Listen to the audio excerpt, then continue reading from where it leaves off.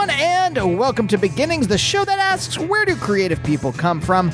My name is Andy. I'm the host of the show and a writer and performer based in Los Angeles, California. How are you all doing in this, let's try to keep it positive. Even though we found a flea on our cat's face. He's not an outside cat, so it must have been on the dog, which then jumped onto our cat. My friend Adam says that their cat doesn't go outdoors at all. They don't have a dog, and he got a ton of fleas. It's just Southern California now. I guess this is climate change. I'm going to assume that more fleas in Southern California is the least worst part of climate change, based on everything that's been going on. But, Squee won't take pills, so trying to jam a pill down his throat, a flea-murdering pill, trying to jam one down his throat was impossible. And didn't I say, I was about to say at the beginning, I was like, how's everyone doing in dystopia or whatever? And then I stopped myself and I said, I'm going to try to keep it positive. Immediately went negative. But folks, I'm going to tell you something. You know what gets me out of these doldrums? Today's guest. Why, yes, folks, today's guest, Meredith Scardino. And if you don't know who Meredith is, oh boy, I'm going to read you her bio right now. And it is, I'm going to just say this, preface this by saying, a murderer's row of incredible writing gigs. Originally from Pottstown, Pennsylvania, comedy writer Meredith Scardino first got into the business of show as an animator before landing her first writing job on Best Week Ever in 2004. That's the one with Paul F. Tompkins. This led to a series of gigs including Late Night with David Letterman, Human Giant, and The Daily Show before she landed at The Colbert Report, which she wrote on for 6 years, netting a handful of Emmy Awards for her work. Meredith's streak continued, writing for SNL, Unbreakable Kimmy Schmidt, At Home with Amy Sedaris, and Mr. Mayor, before creating one of the best shows of the last decade, Girls 5 Eva, all 3 seasons of which are streaming now on Netflix. I first met Meredith back when I first started improv. I think like the first class, second class, I don't know, I was taking as many classes as I could back, late 2009, early 2010. That's how far back we are. And I ended up in this one class at the Magnet Theater with Meredith. She was easily, far and away, the funniest, nicest person in that class. And folks, I'm going to say this actually. I kind of qualified funniest with nicest. If she had been the meanest person in that class, she would have still been the funniest. There was no one who was funnier than her and also meaner, but she was the funniest, period, and the nicest person in that class. And as you'll hear on this episode, those things are still true about her. And boy, do we get into it. Talk about growing up in Pennsylvania. That's one of my favorites. Talking to other people from Pennsylvania, seeing if they've had the same experience as I have of the state, the Keystone State. And oh my God, Girls 5 Eva. One of my favorites. Naomi and I, my wife Naomi, we just, on our other podcast, Couples Therapy, on the Patreon. I'm not going to spoil it. Hey, if you want to join the Patreon for Couples Therapy, that's patreon.com/Couples Therapy. You get 2 episodes a month that are totally separate from the original feed. But anyway, we just did this episode called Our Funniest Comedies of the 21st Century. So the comedies that we both agree on that are the funniest of the 21st century. I won't tell you exactly where it landed, but Girls 5 Eva was up there towards the top. An incredible, incredible show. If you have not seen it, you must. So anyway, great talk. Coming up on the show, Roy Montgomery, one of the best guitarists in the land. Whatever land. He's from New Zealand, but whatever land you're in. That was a good talk. Tsunami. Jenny Toomey and Kristen Thompson. Just talked to them. Tsunami is probably one of the main indie rock bands that set the tenor for everything that was in the 1990s. They also ran the Simple Machines record label, incredible record label up there with the greats, the great record labels, Discord, Matador, Teen Beat, K, Merge. Okay, I'm going to stop naming indie rock record label. So stay tuned for those episodes. But for now, let's talk to Meredith.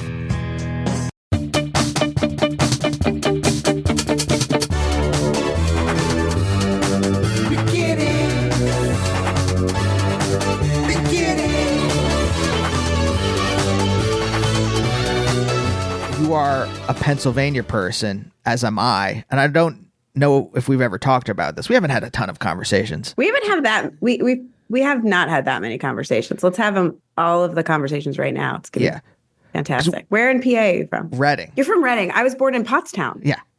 I'm excited. There's a handful. You're from Taylor Swift country. Yes. Where the outlets are. Yeah. There's Taylor Swift is from Reading. Sabrina Carpenter, Quakertown. No way. Do you know something about Sabrina Carpenter? I always think she's British, and then when she has an American accent, I'm like, doesn't she kind of look British? I'll be honest. I am so outside of what happens in pop culture that you can't even visualize her right now. I was introduced to her recently, and only because someone was making fun of her song. So it's catchy. It is very catchy. I watched the VMAs on the plane, and I was like, she won like Video of the Year or something, or one of the big ones. And that Espresso song is pretty catchy, I gotta say. And she kissed an alien. Yeah, but yeah. So she's from Reading. Quakertown. Quakertown. Jim Mickle, the filmmaker and TV writer Jim Mickle. I don't know who that is. He made a wonderful film Jim. called Cold in July. He ran this Netflix show called Sweet Tooth. I feel like sometimes TV sounds all made up. Like, like you could be pranking me and I don't know. But that's just because there's so much stuff. Yeah. I'm sure it's all amazing. And now I'm going to check it out. It is funny.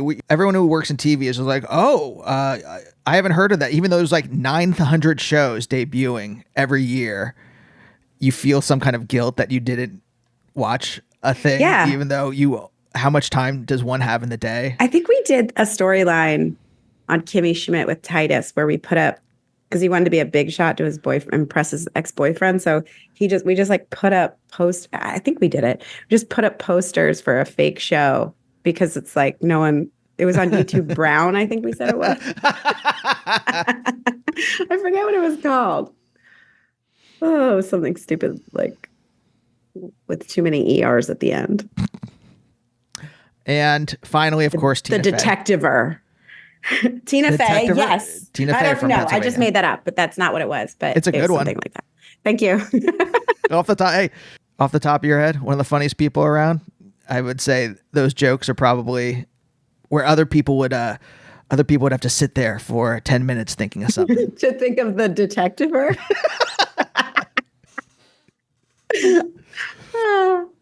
Meredith, you don't know how much Girls 5 Eva has brought joy to our household. Well, I have seen some of your posts that you and Naomi post that it makes me so happy. I get a lot of dopamine from your joy over Girls 5 Eva. So thank you so much. That's great. Well, I'm glad that we can provide dopamine. Yeah. I am curious how Pennsylvania has shaped me. Yes. Okay. Pennsylvania. There is something in the water. I don't know what it is. It's like, I feel like there are a lot of comedians from there, just like Chicago and just like Boston. I feel like there's something about those kind of cities that are maybe no one's purposeful destination. A little bit. Like it's not New York where it has its own identity. And I don't know. Let's see. I mean, I'll tell you some formative things that happened to me when I was little. So I grew up from 0 to 5th grade or 4th grade in Pottstown, which we used to get the first day of deer hunting season off. I was just talking about that. Did you get that in Reading? Yes. Okay. Yeah. So Did you go deer hunting? Were but either of your parents? My dad used to go deer hunting with all the Italian males, and they'd go to a trailer in the woods somewhere. I guess I want to say the Poconos, but it was probably like a mile from our house. Like I'm not really sure where it was, but they'd come home with a deer on the roof of the car or truck, and so there was deer meat. But I also, this is the formative memory. So My grandfather, I guess he had a buck that was mounted on like the mahogany backing, and it was in our basement, but it was not on the wall. Okay. And when I was a child, like probably 4, 3, I don't know how old I was. I dragged it around by the antlers, and it was my stuffed animal. How big was this? It was huge. It was like a 12-point buck. And I would sleep with it. And I remember how hard it was. Like I remember because it's, it's on like probably like a fiberglass form. Yeah. It was, yeah. And no one stopped me. Hold on. Sorry. Can we, this was a real just like dead buck. Okay. That buck taxidermy. Like a taxidermy trophy, buck that you would put on the wall of a bar or something, or a basement wall or something. And I used to drag it around the house. Like it was my stuffed animal. I mean, it was like a stuffed animal that I would just play with. So that felt like the origins of a future comedy writer. Parents totally cool. No one stopped me. I remember my older sisters. I'm the youngest. My 2 older sisters, that are like 5.5 and 7 years older than me. They told me to name it Dick because they were at the age where the word Dick was really funny. I mean, maybe that could be any age because it's a funny word. But and so I named it Dick, and I didn't know that was funny, but they did. So what else did Pennsylvania do? I don't know. I think there was like a boredom there that breeds creativity. I had a lot of access to television too, so I watched a lot. My dad loves TV, so I was always, I mean, even sometimes like I'd be trying to go upstairs to like do homework or something and try not to creak the step. So he would be like, Meredith, get in here. And then we would watch something like Matlock or whatever. My family's funny, or they're funny characters. Like you just kind of a very loud family, kind of stereotypically Italian in a way that like when we would all go to dinner places, it'd be so loud that inevitably people would like look around the corner to see what the hell was going on over there. Okay, wait, hold on. Are you ashamed of that when someone's looking, or are you joining in? Well, here's the thing. As the youngest in the family, I was the observer. I mean, people that know me now it's hard for them to believe that I was really quiet, but I used to be quiet and kind of shy, and I would just take a lot in and not say that much. Like I remember I used to have like a fear of waiters and waitresses when I was younger because I would get nervous to get put on the spot when they would want my order and I'd have to say it in front of everybody. So I remember this one time, it's like such a failed moment. We were dropping my sister off at college and I was in 4th grade, I think, whatever. And I feel like I'm too old for this story, but anyway, we were dropping her off at school. We were in a diner, and I was like, "Mom, can you ask for water? I'm thirsty." And she goes, "You tell the waitress yourself when she comes." I'm like, "Okay, fine." And then everyone's like, they're like, just tell her. Be firm. Be very firm when you tell her. And so they bucked me up to the point where when those very nice waitress came over, I just shouted, bring me water. Like, I got all like bucked up. And then it was immediately like everyone turned daggers at me like, what are you doing, Meredith? And I'm like, I don't know, Mom, tell her. And then they're like, apologize. It was just, But yeah, I was kind of quiet until I feel like, but not really among my friends as much. But I just had a very loud, boisterous, fun family, wild family. So it was like joining the dinner conversation sometimes, or any conversation that they were in, especially with my sisters and my mom, was like trying to like merge onto an on-ramp in the Autobahn. Like, and holding their attention was hard. Like they would just get distracted or not have patience for my stories. Yeah. So I just kind of shut up. There are these highways in Pasadena. Yeah. Where they're going like 60 miles an hour, and to merge on, you're at a stop sign. So you basically have Like, to. That's what that there's some of reminded me New Jersey's like that, where you're like, I don't understand how this highway works, but okay, Yeah. we'll try. Okay. A couple things. I want to try to figure out your flavor of quietness. Were you someone when you had to read out loud in class, Hated it. as it was coming to you, would your heart start beating faster and faster, where you could like kind of feel like if you touched your neck, you could kind of feel it, like your pulse quickening? Kind of. I just feel like I had no flow reading out loud. And do you ever, that feeling where you feel like your thoughts have caught up to the word you're saying in the moment? So you're not ahead of it ever? I'm overthinking everything all the time. You're like, that's my default mode. No, but sometimes when you're in a flow of conversation, you're not thinking about it at all. But when you're nervous, the word you're currently saying is like literally like a cliff where you're like, I don't know if there's another word right after that one. So sometimes I would feel that way sometimes. But when I was reading out loud, I was just not super comfortable with that, but I got more comfortable with it as I got older. But this is the thing that I'm curious about. Mine came from a fear of fucking up. I would be paralyzed with fright. I mean, I would do it, but like leading up to it, I would get so I'm scrunching up my hands like I'm a dying cockroach. If that can translate into a feeling that they all died because they were asked to read out loud. That's how cockroaches die. That's the only way they'll survive a nuclear apocalypse. Read chapter 12 about but where the red fern grows, trying to read that out loud, they just curl up. But that kind of fear of fucking up I would say that has been a large part of my life. Yeah. To the point, like, even now, I have made showbiz my teacher, my professor, my parent, constantly. Yeah. I mean, every time that I am in like a notes meeting or something like that, at the end, I'm like, do I get a pat on the head? Do I get a gold star? Like, did I do good? Yeah. I don't know that I have a fear of fucking up because I do fuck up a lot. I don't know. I don't know. I think it's more like I have a fear of like seeming like I don't know what I'm doing. Maybe that's what it is. I don't know.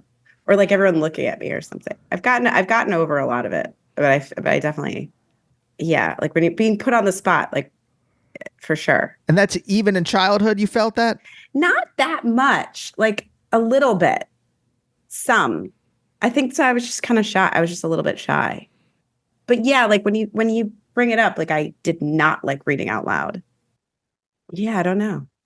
But I like it when stuff's on my terms and like, you just do whatever. But even then, okay, so here's this question. Even then, on my terms, I was afraid of, well, this is on my terms. This comes from deep within me, whatever we're doing. Whether it's a class assignment where I had a German assignment. You had to make a soap opera in German.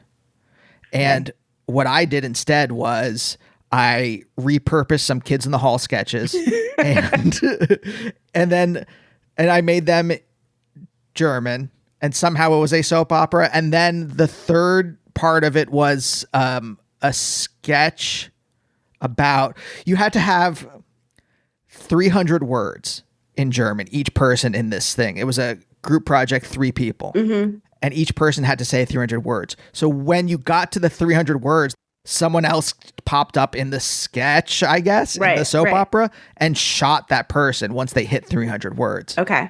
And now this is me. This is something, this is weird. This is something that comes, and the fear that someone would see this and reject it.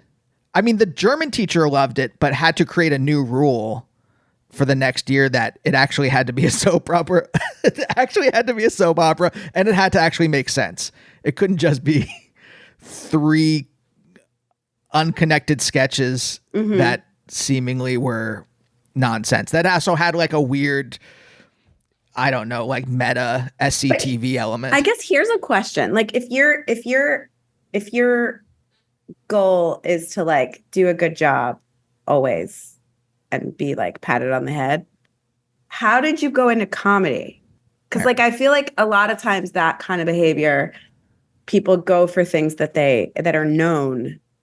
Like, I know I can be a good lawyer, or I know I can, get this grade on the bar, or so I guess comedy almost feels just more dangerous in that way, where it's so subjective and you don't know what's coming. And so I guess how are you doing? Well, Meredith, now see, you're hitting the contradiction that sat at the heart of me, and still, I guess I've been doing this professionally since 2013. That still kind of does it, but not in the same way. But I didn't. I became a professor. I was a philosophy professor first because I didn't know that. That's yeah, amazing. yeah, because I was trying to triangulate between my parents' desires for doctor, lawyer, and this. So I'm gonna kick this back to you, though. Sure. What are these things? Plenty of people have funny families. What's the thing in you where you were like, well, this is a profession I can do? Especially, this is why I'm fascinated with talking from people from Pennsylvania, because it's not like... No, I didn't know anyone in the business, although I am sort of related to two very famous people that I don't know. Don Scardino? No. People always think we're related. We're not. Although I've met him. He's so nice. I love him. Mike Piazza. The Phillies baseball player? Yes. He's like related to my dad. He's like a distant cousin of my dad. Although I think the families might have, don't get along. I don't know. I don't know him. And then Maria Bello is my second cousin. But I haven't seen her since I was like 10. But if I ran into her, that would be cool. She's doing great. Did any of that put a thing in your head where it's like, oh, that's a thing I can do? No, I didn't know. No, not really. Because they're not, Maria, I think is, it's not that much older than me. Let's see.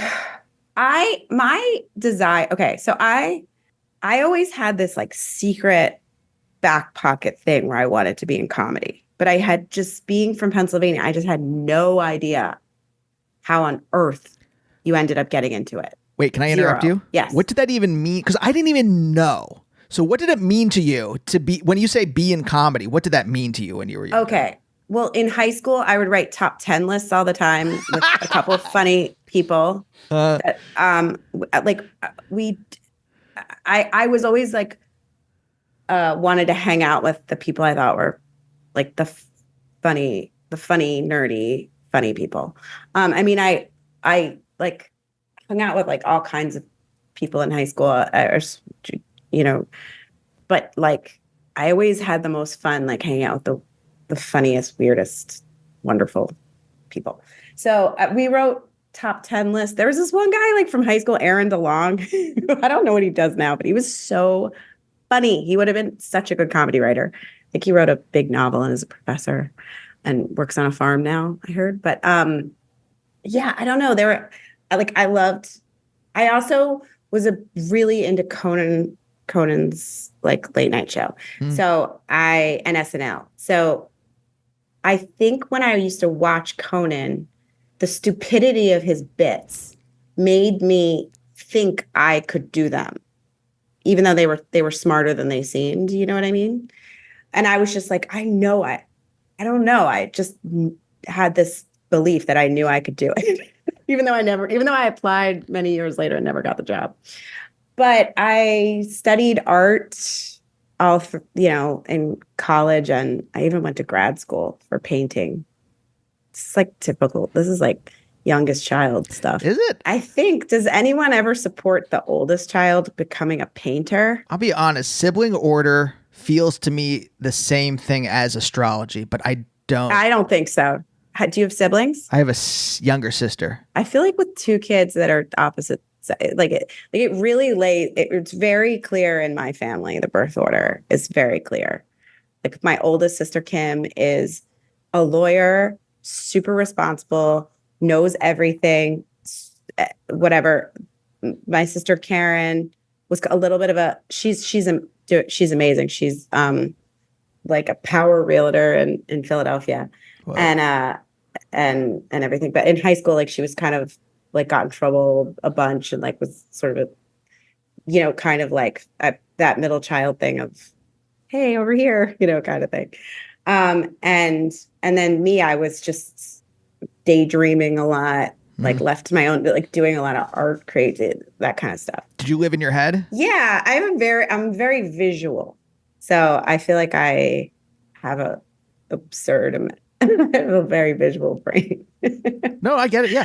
I mostly, it actually, some of this, when I'm really tired, I can visualize a thing, but then it gets clogged in the, whatever the neurons or synapses that lead to my mouth are. So I see the thing in my head, but then I'm trying to like figure out what the word is. Wait, I just talked to this guy that I was like, I was like, there's a chance I might, I mean, everyone diagnoses themselves with everything now, but I'm like, I might actually have a version of synesthesia.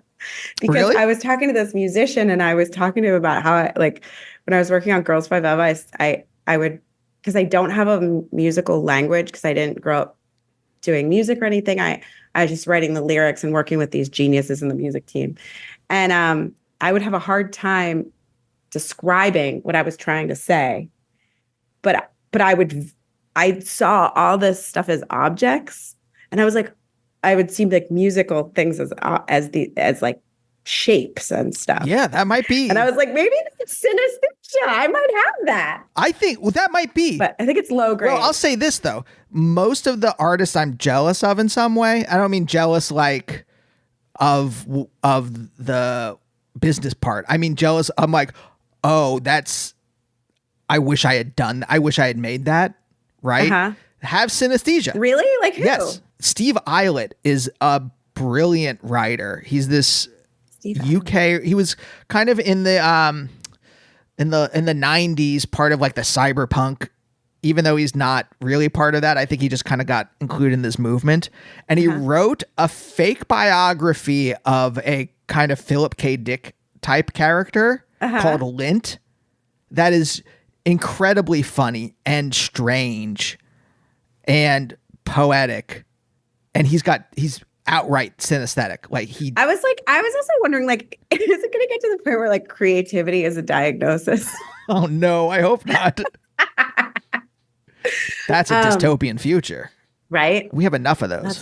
That's really interesting. But yeah, I also loved, like, as a kid, I loved the Muppets. I loved Pee Wee Herman. I loved, in high school, I loved Strangers with Candy. Mm-hmm. I loved all the old, the original cast of SNL. Like, I loved Gilda Radner. I just like, I don't know. I just gravitated towards it, and I just found it really fun to. I loved like absurd jokes. I just loved it ever since I was little. Actually, the first thing I ever did as a kid, not the first thing, I guess that was Cry and Breathe. But no, it was like when I was around do you know the Al Albert Showcase? Yes, I do. I was on that. What do you mean? Show. I was a really? Teeny bopper. Just for a few episodes. Wait, what is it, Teeny Bopper? Teeny Bopper's like Al Albert's. So he'd bring on all like regional talent acts. Like, here's from Lehigh High School, the tap dancing team or whatever. And singers and all this stuff. And in between, he'd do these little interstitials with the Teeny Boppers. And they were all 4-year-olds, 5-year-olds in like formal wear. And they would tell jokes. So I only did it a couple. I wasn't like a breakout star on it or anything like that. I only did a few times, and they wouldn't invite you every time. And I think one time I asked my mom, I'm like, why didn't they want me back? And my mom's like, that's it. We're not going back. Because she didn't like that, mentality for me to have as a child, which I thought that was smart.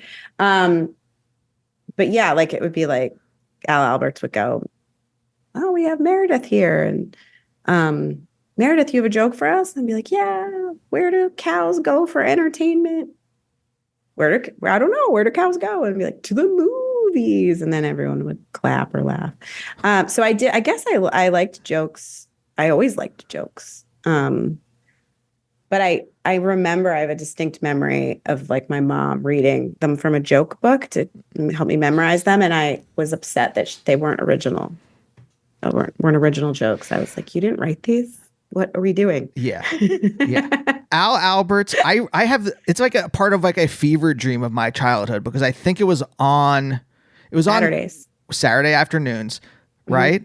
Mm-hmm. Because I remember getting home from religious school and taking a nap and it being on while I'm napping. There were a couple things on while I'm napping. I don't remember. Maybe I don't remember when it was. There's some point where it's on. It's part of, look, here's everything. Star Trek, the cartoon was on when I was napping. Al Albert's golf, I remember somehow. And all these things are just swirling kind of Dolly-esque surreal things in the back of my head. Yeah. Mario Cantone and Steam Pipe Alley, I think it was called. He hosted a kids show in New Jersey that showed up in Reading. He did? Yeah. Oh, I didn't know that. Yeah.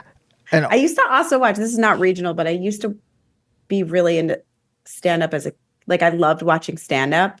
And I would watch the A&E, like Caroline's Comedy Hour. I would watch Stand-Up Spotlight on VH1. And it was a lot of, garbage.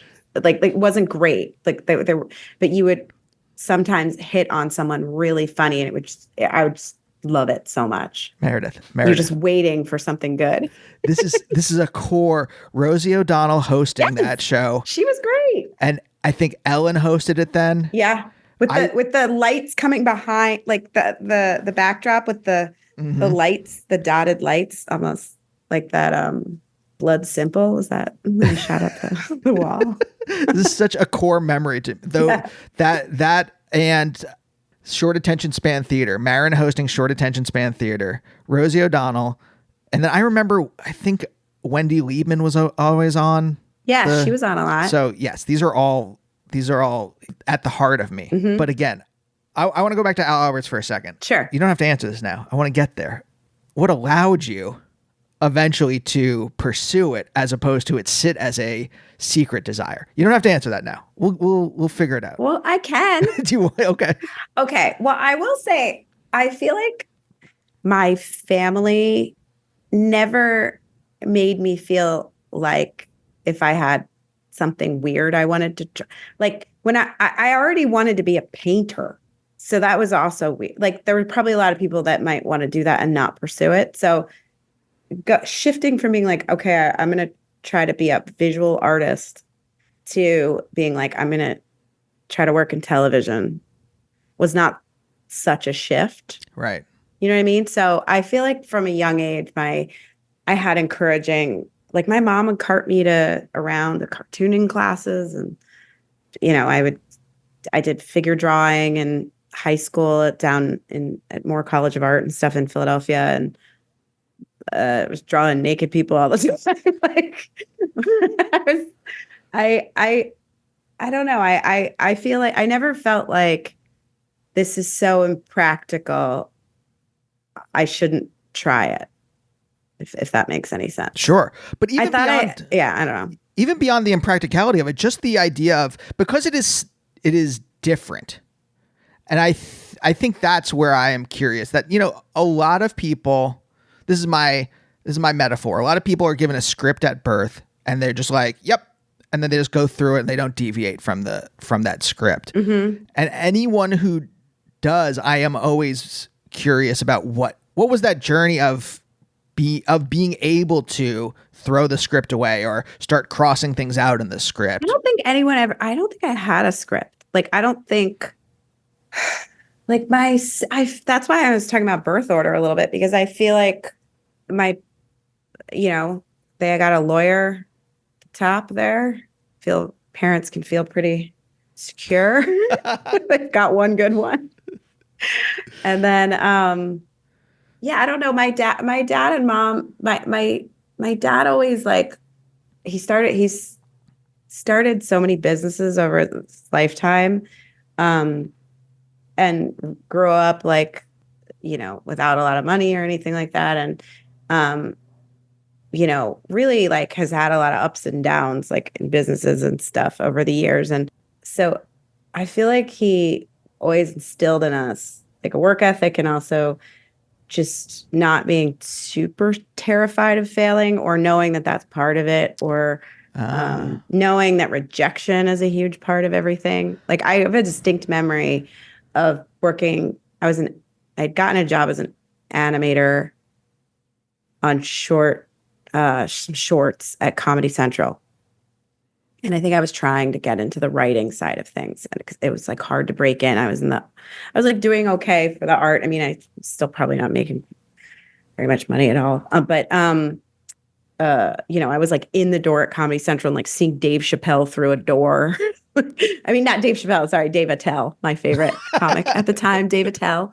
My first job was actually at Comedy Central was drawing my Dirty Dave Attell doll. It was this interactive cartoon where you could make him like a pinup doll and take him from being in his underwear and putting on different outfits and hats and stuff. Anyway, but I remember talking to my dad because I was trying to get into writing, and he was like telling me about when he was in Vietnam and he got back from Vietnam and he had 2 kids, and my mom was pregnant when he was over there, and so he was just like, and he went back to school with the GI Bill, and then he ended up selling insurance while like to try to make money. And he was just talking about like what it took to actually get one insurance sale. And it was crazy, the amount of calls that would then lead to someone willing to talk to you. And then out of those people that were willing to talk to you, how many of those it led to an actual meeting. And then out of all the people that were willing to meet you, how many people were willing to buy a policy? It was like, you just have to get it back like a zillion times. And so I tried to take some of that to heart, and just be like, all right, well, I don't know. And I also at the time, like when I felt like what really made me decide to get into comedy was moving to New York. Like after college, I moved here, and I took like classes at UCB, and that's when I started animating and being a little bit comedy adjacent just through like doing animation stuff.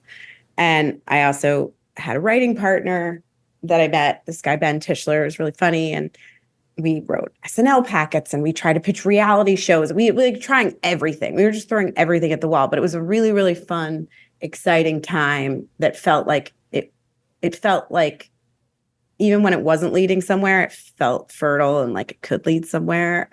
And so we just kind of kept at it until we both got jobs at VH1. Mm-hmm. And then I felt like I was like Mary Tyler Moore in the city, like just like, this is amazing. I'm a paid television writer, and I got to write all these bits for all the people I would go see at ASCAD at UCB that I thought were hilarious. But it took a while. I mean, and I also always felt behind because I had this other like animation, visual arts career a little bit. So like my first job, I feel like I didn't really get a real writing job until I was maybe like 27 or 28 as a writer. I had been working as a, graphic designer and freelance animator, all the stuff for years, but it took me until then to like really feel like I was, and then I always felt behind because there are these like people that would have their, be working at SNL out of Harvard and they're 21 and a half. And you're like, okay, great. But I'm like, I shouldn't have felt old then. That's ridiculous because I was still quite young, Yeah. No, I get it. I didn't get to New York until I was 28, starting UCB at 29. I got a writing job at 32 or 3. That was the first one. Yeah. It's perfect. You're right on time. So no, but I get it. I get that kind of feeling of like, and then I think the thing that got me was mostly that I was so much older than the people I was friends with at UCB. So you're in a scene and they reference something that you just don't know what's going on because you're 10 years older than them. And that was the thing that got me, where like everything else, I was like, I wasn't that worried about my age. I wasn't worried about, Right. Your joints were working on stage fine. Yeah. Exactly. It wasn't a physical problem. Yeah. I think what I'm curious about though is, was this something you had wanted to do, but painting took over, or was painting the thing? Was that really the thing? Painting was, okay. I had like a artistic drawing ability. Like I still love, like I said, I love visual arts and all that stuff. It's great. But I did it and I liked it, but I always liked cartoon. I always liked like the comedy cartooning side of things. That was always like what I was drawn to. And so I did a lot. I did the visual art stuff, partially because it was something that I felt like was a little different than like I was like, oh, I have something I can hone, some innate something that I can try to like get better at. And so I was like, well, okay, I guess, but I didn't know about, I didn't have any, there wasn't like a comedy newspaper at my high school that I knew of or anything like that. I didn't really know how to get into anything that, you know, that I really ended up getting drawn to after college once I got to New York. So yeah, the art stuff, it's not like I felt, you know, how Hitler failed at painting. No, it's not like I felt like I got tossed out of the business. Although I will say when I was in grad school, I was kind of like, oh, I think a lot of the people that like I felt like there was a real anti-commercialism from artists that I liked commercial things. I liked television. I liked, you know, things that I was not ashamed of pop culture, liking pop culture and stuff like that. And so I didn't always feel like those were my people, you know? Like I respected everybody. It was great. I was really thrilled to be there and be part of all of it. But I don't feel serious, like ever. I don't ever feel super earnest. And I kind of find earnestness to be one of the best comedy minds of all time when people take themselves very seriously. So I went to Parsons for grad school. Okay. And Cornell for undergrad. Were you an emotional child? And what were your emotions? So you shook your head no. So then maybe this next question where I was saying, were your emotions validated by others? Okay. The answer to that, second question, I think, is yes. I was a never get in trouble type. I was like, keep a low profile. Always. I don't like fighting. I like things to be okay. I like people when they say, good job, Meredith. Like I do like that. But I don't remember being super emotional. I didn't have a lot of anger. I don't remember like crying a ton. Although I remember having emotions, obviously. You know, it's a big emotion. Did you have acne?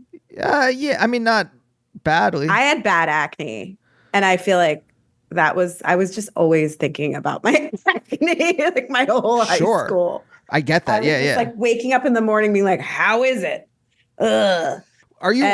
Would you run and hide? Like did you feel like eyes were on you and so you would want to kind of blend into the shadows? I hated my acne so much. I mean, I feel like the society has made strides in how, like, I see teenagers now and they don't care. They're like much more self-accepting of like acne. I mean, it's great. Like they don't try to cover it up all the time, all that stuff. I think that's awesome. I feel like I was embarrassed by it and I was greasy and but also my sister Kim also had acne, and so she was kind of the guinea pig that tried all the stuff and figured out what worked. So then by the time it was my turn, I just got to we already had the right doctors lined up, you know, the right dermatologist, and so I had an easier go, I think. But yeah, I was always slathering Retin-A on and then like getting too burnt in the sun in the summer, and then or I had like to put so much sunblock on my face, so I would have like a incredibly white face and a very tan body. But so I don't know. I remember a lot of my emotions being like wrapped up in stupid stuff like that. And I like my mom always says I was just never a problem. Like I think I just never, I don't know.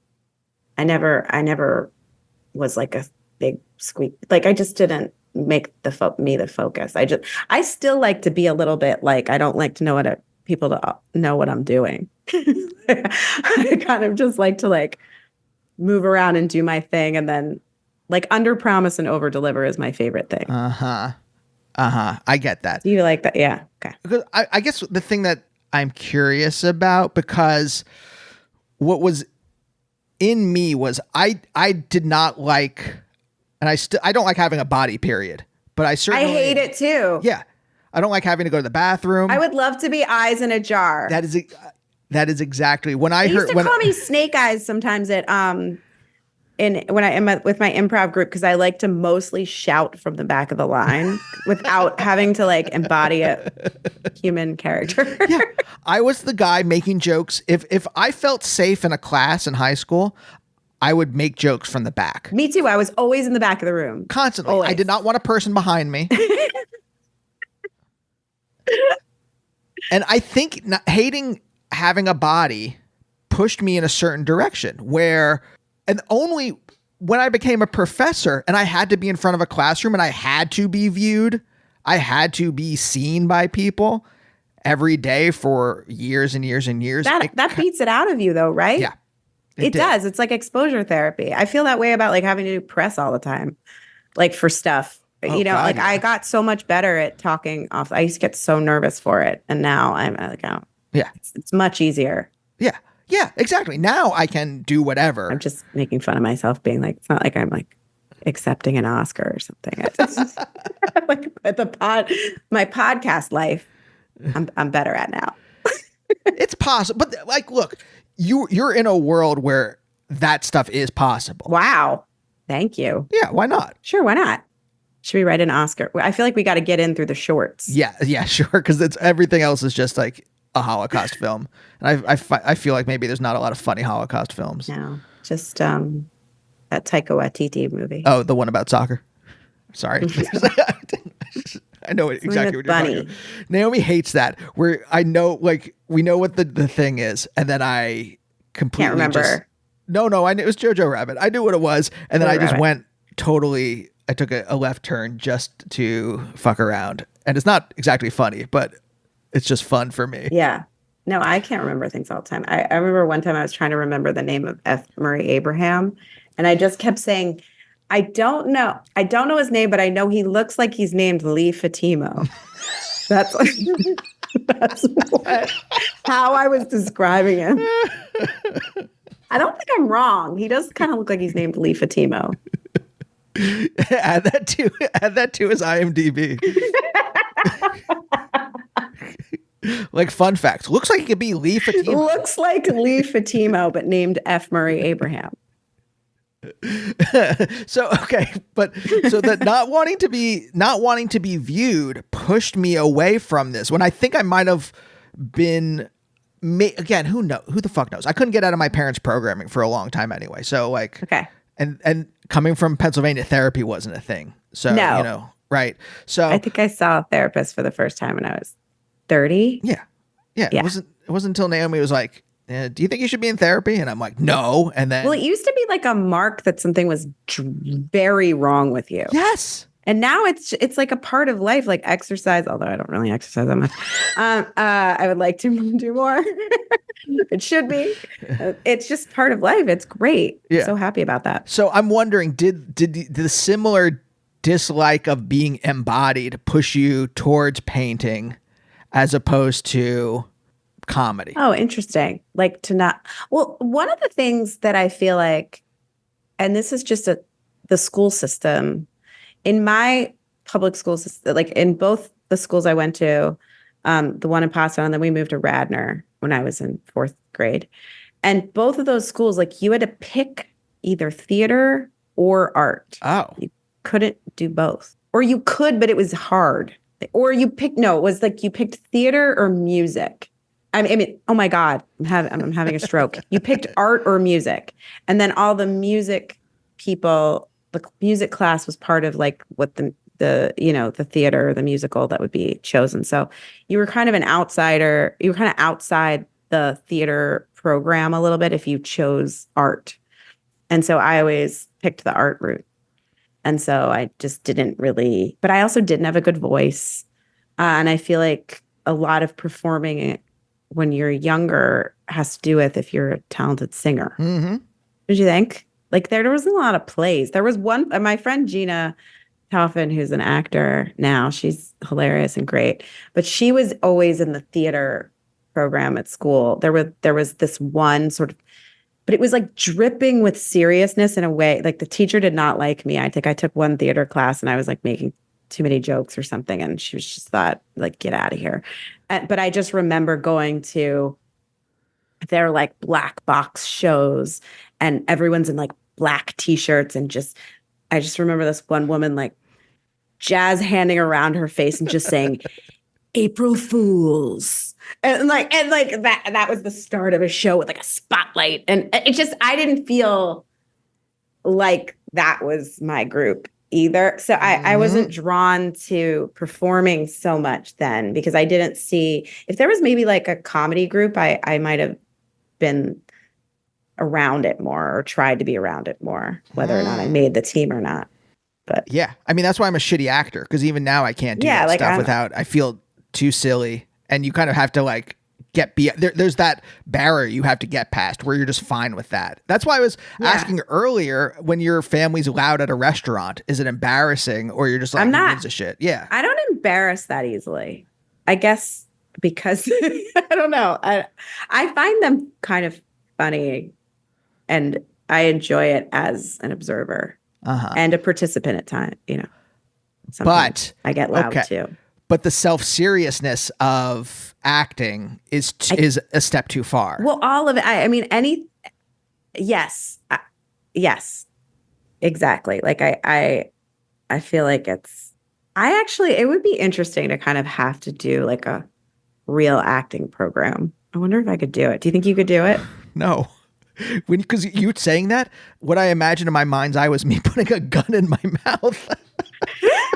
You know where I want to go though? And I'm like, I kind of want to go to that clown school in France. The one in that documentary with Hillary Clinton. What are you talking about? Hillary Clinton and Chelsea. I got some money from Tim Cook. I think it's on Apple to make documentaries. They made like a series of like quote unquote. I only saw clips of this, but I think there are some like LA clown comedy people teaching them. Oh, okay. I have to look that up. But there are a lot of really funny people that came out of this, like Natalie Palmides. Yes. Yeah, Natalie is great. I loved her special, Nate. Yeah. I loved that. Yeah, she's I thought fantastic. that was amazing. It was so funny. And there's a few other, like there's a bunch of other people that came out of there. That guy, Zach Zucker, I think is really funny. And anyway, I was like looking up that clown school. I'm like, that's a theater program I would be up for. By the way, like, Natalie, I think Sacha Baron Cohen went there.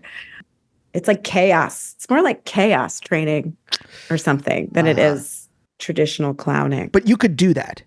You could do that. You could do a. I think I could do that. There's like a 2-week intensive in the summer. I'm like, I met this one guy that went to it. I'm like, how much older would I be than everyone else if I went? He's like, it's fine. It's all ages. I'm like, okay. But you wouldn't get their clown references. You'd be too old for like the Gen Z clown references. They're all referencing cool TikTok clowns and you'd be referencing Pagliacci or something. Yeah, maybe.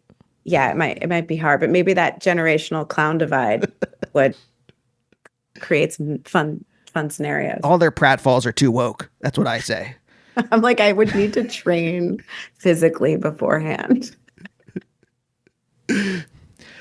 But this is the line. This is the thing. This is what I find interesting is that you have this line that's past me where there's like some things are not embarrassing. Like everything's embarrassing to me, but really? Some things are not embarrassing to you. I mean, I'm embarrassing. But you're okay with it. You're okay with it. I'm kind of okay with it mostly. Cause I just feel like I'm like a kind of a sloppy. I've accepted my imperfections and my strengths. I think I like understand that I have both. When did you start crossing this line from quiet person? Was it post Al Albert showcase? No, I feel like I really like in high school. I didn't feel that. I didn't love high school. I don't know about you. I had a lot of fun with my friends. It was okay. I didn't feel like I was killing. I always felt kind of on the periphery. Even I mean, I had friends and everything, and in a way, like I've become closer with my high school group of friends over the years. We all get together once a year, and it's really awesome. They're great, but I feel like in college I really came out of my shell like a lot and beyond. Like from in college, and then probably like a couple years after college when I started getting into comedy and like writing with a writing partner and like doing all this stuff, it felt very there's just like, such an inertia to it. It was so fun. I loved it. And so those two periods I just feel like, and then also like when I was later when I ended up at the Colbert Report, also another like very fertile, very fun time, and Kimmy Schmidt as well. But yeah, I feel like I got a lot louder as I got older. Part of it might have just been separating from my family a little bit. I'm very close with my family, everybody, but even still, when I'm around all of them, I'm quieter because they're so. I just can't even tell you how loud they are. It's hard to describe unless you see my sisters and my mom together. My dad's not as loud, although he's a real character. What do you mean by that? I mean, he's just I'm trying to think of a good story. Oh, here's a story. Like, he just, like, I don't know why this popped in my head, but he sucked on cigars my whole life. Okay. Lit cigars? No, unlit. So he just would dip basically, but have a cigar in his mouth. There were stubs everywhere, just everywhere. These wet, like the one I would like put my hand in, the side pocket of a car and find like a wet nub of whatever. But I remember being in the back of the car once. We're driving. My friend Lauren Rosenberg was in the back seat. So he would spit out the window all the time, just like. Because he was dipping. We used to have a spittoon in our house. So he would like, he was dipping. Or he'd sucking on a cigar and he had to spit the dip juice out. And so he just spits and it just goes out the window and just lasers and just smacks my friend Lauren in the temple. It's just like a huge amount of dip spit. And I don't know why that's the story I thought of, but it is. But I can imagine he's just like, and I'm like, Dad. And he's like, ah. Like he's just like, that's her fault for having the window down. Like he didn't care. Like he would also wear. People used to think he was in the mafia because he's like this, kind of an imposing character. Not anymore, but he was, and he had prescription glasses. And sometimes he would lose his glasses. And sometimes at night, my friends would come over and he would be wearing in a dark room sunglasses. So he would be just like. Do you have like a black kind of hat on and a coat draped over his shoulders? Yeah, it just like seems terrifying. I don't know. Thank you for visiting my daughter. Yeah. He's character. You gotta beat him. So okay, I see the pieces there, right? I see kind of like again, this is all reductionary. Sure, do it. This is all just like armchair psychology type stuff. But I'm just more like seeing like what are the things that push you in certain directions as opposed to other directions. And this seems like, again, I think that is really interesting. Being in a loud family. Kind of being able to like once you said like once you went to Cornell, you got to differentiate yourself in a certain way and you could become your own loud person. Yes, very much. So yeah. I think I also just in a psychological way, I'm just trying to think of like, I feel like I was kind of drawn to things that made them like my parents think, like applaud a little bit, you know what I mean? Yeah. Like, I think the art had an element of that, because you show your work or hang it on the wall, that kind of stuff. Yeah. And then I think the TV stuff, like once, I think that was exciting too. So I felt like a good kid for doing it a little bit. although it's not a predictable job in any way, but I do feel like sometimes if something good happens in my career, there is a little bit of part of me that's like, oh, I got some good daughter points. Yeah, 100%. 100%. Everything that I do, I'm just like, is this the thing? Is this the thing where they will finally applaud me? Well, I'm applauding you. You're great. You're the best. You're very kind. You're very kind.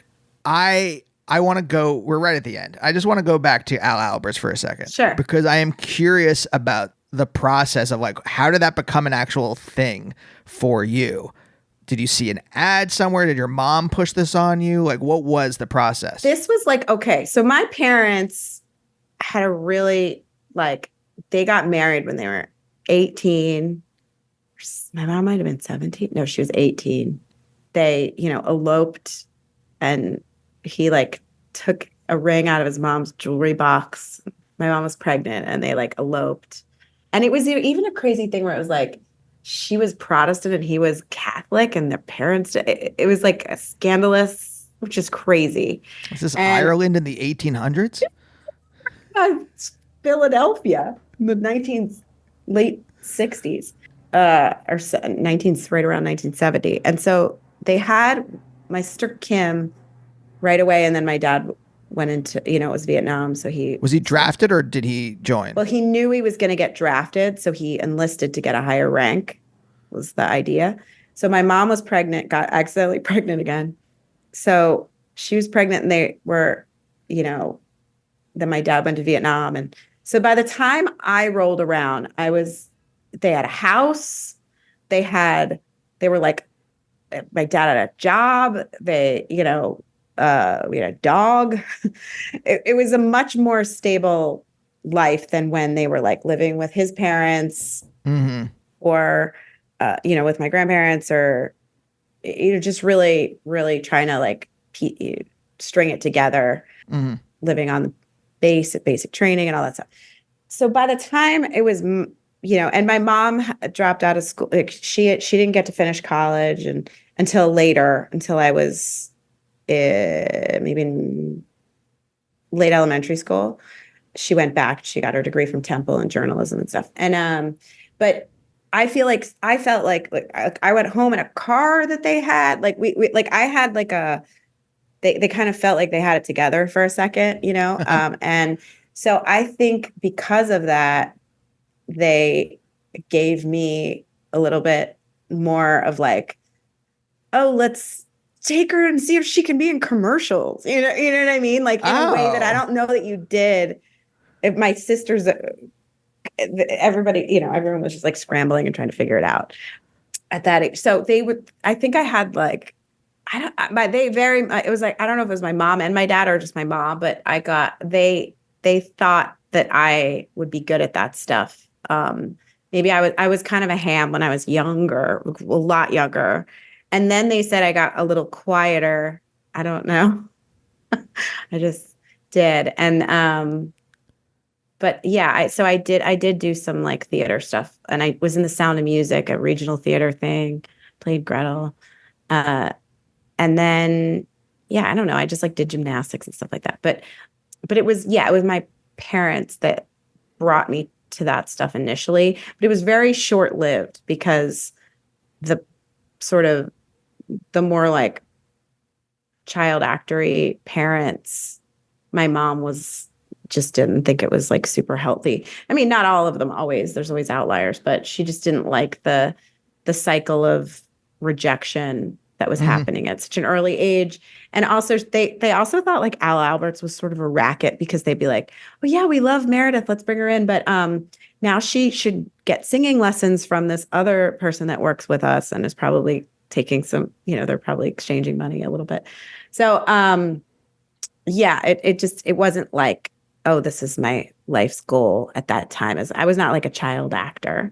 It just was probably a blip of a year, and then I just was in, gymnastics. And yeah, your parents had become stable enough that they felt they could experiment with your childhood in a way that they couldn't with your sisters. I think so. I think that's pretty true. Yeah, and then no, but it's great once she saw kind of like the some of these like other psychopathic parents who were trying to vicariously live through their children.